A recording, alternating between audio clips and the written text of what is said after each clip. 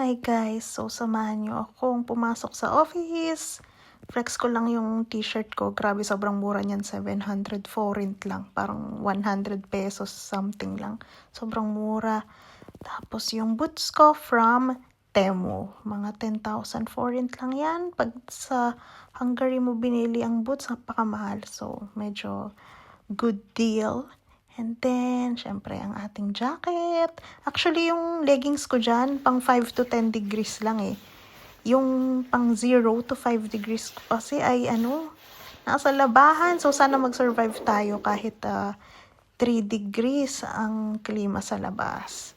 So, ayan, ang tagal-tagal kong mag-ayos. Alam nyo bang tanghali na? Oh my goodness. Tapos, sige, ano pa bang anik-anik mo? Tama na, te. Kailangan mo nang umalis. Alis na! Oh, okay na. Alis. Ayan, naiwanan pa ng tram. Galing. Wala na. Anong petsa na? Tanghali. Pasok pa yun ng matinong babae. O, ayan yung schedule ng tram.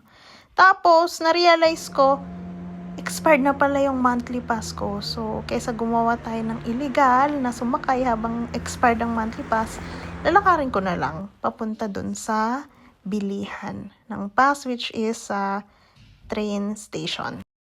So, una ay dyan ang stop natin sa M4. Yan, bibili na tayo ng ticket. Tingnan nyo naman yung pambayad kong pink. Oh, may pangalan ko pa.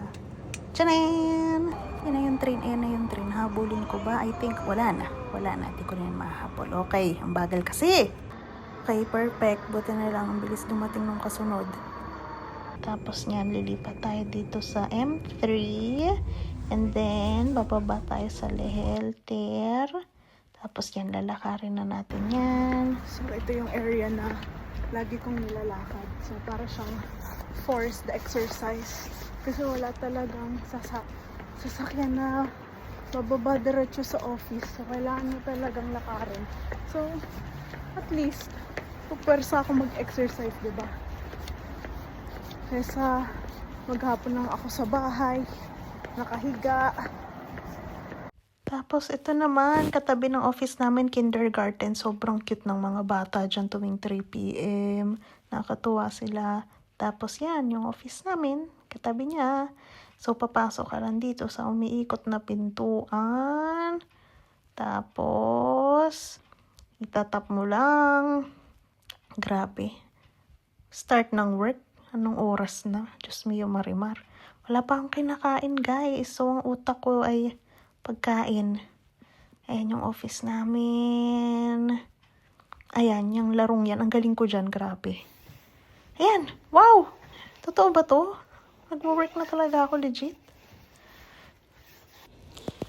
Wala, nagkakasakit na ako. Sobrang hirap na ako sa pagtatrabaho. Inaapi nila akong lahat.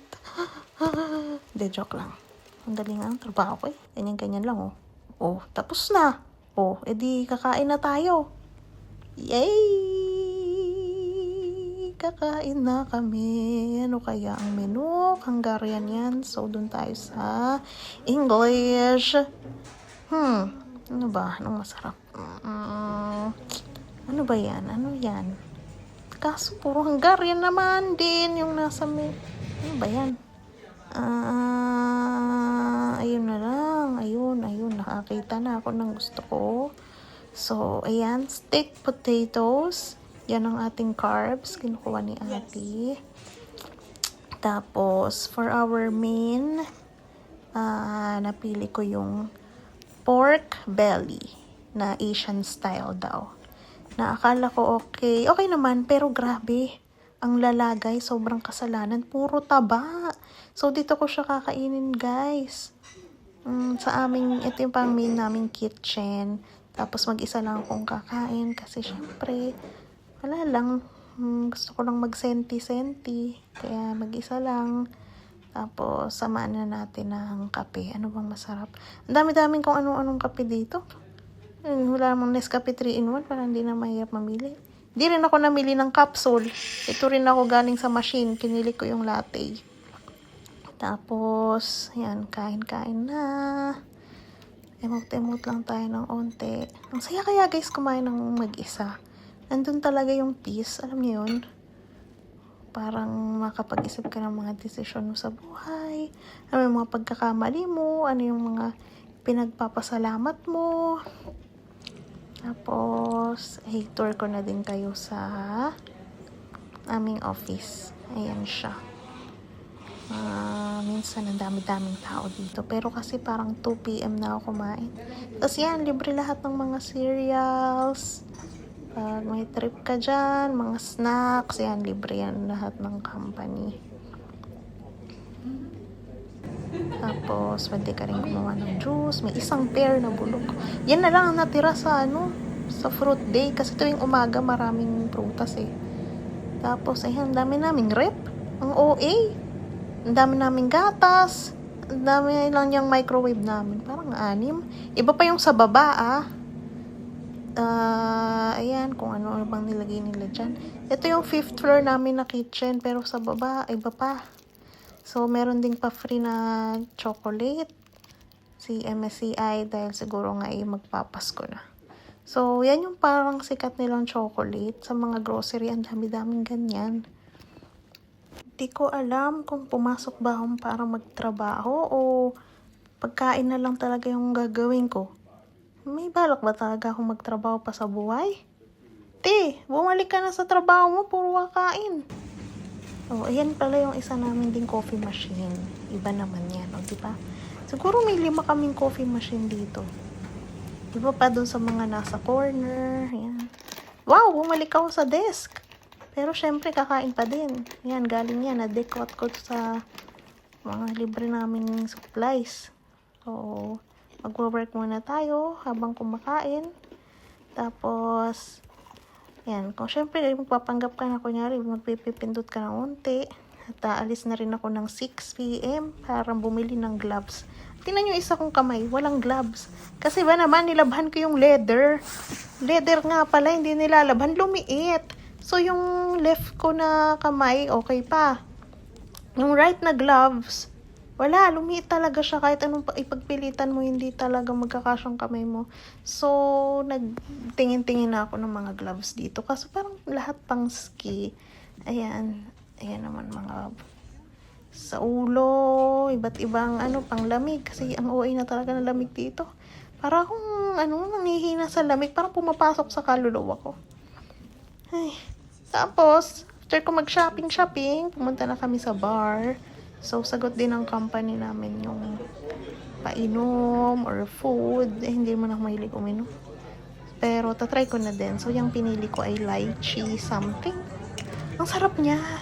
Pero, sobrang tapang. So, ayan yung itsura ng bar. So, ang tawag dito ay Anytime Bar and kung ano man tawag nila doon. Basta yun. So, yan lahat yan, mga katrabaho ko yan. Yan. Kala mo na, yun talaga feeling. Feeling. Putik. Ang daming eye bags yan. Halatang walang tulog sa buhay. Ayan naman mga katrabaho ko. Ang ganda nila, di ba? Pak. Alam mo, ang ganda talaga yan sa personal. Maganda talaga yan, babaeng yan. Parang artista. Wala. Kung ano-anong pinagchichismisan namin ang kwenta. Ayan yung second kong drink. Non-alcoholic drink na yan. Grabe ang haggard ko na, kasi nga, gusto ko talaga umuwi ng maaga. Pero sabi, mag-join daw ako.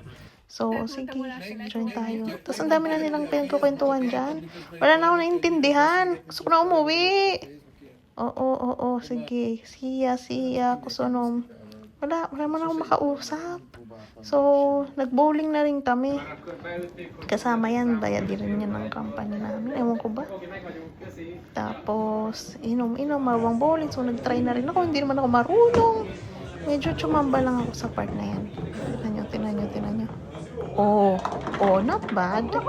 Diba? Tinan nyo guys, ang dami nilang tinira. Wala, nasayang yung lahat. Hindi nila yung titikaw. Tapos, syempre, nilisan ko na ang lugar na iyon.